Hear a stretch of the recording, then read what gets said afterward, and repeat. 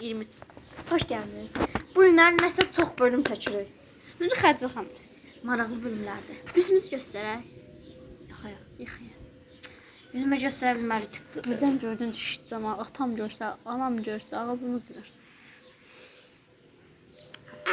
Neyse.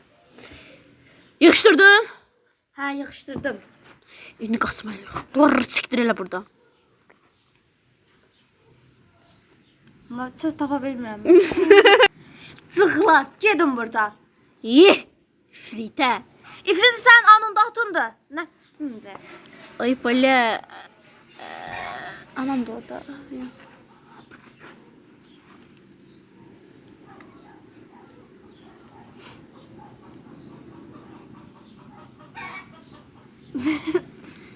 Rədd olsunlar.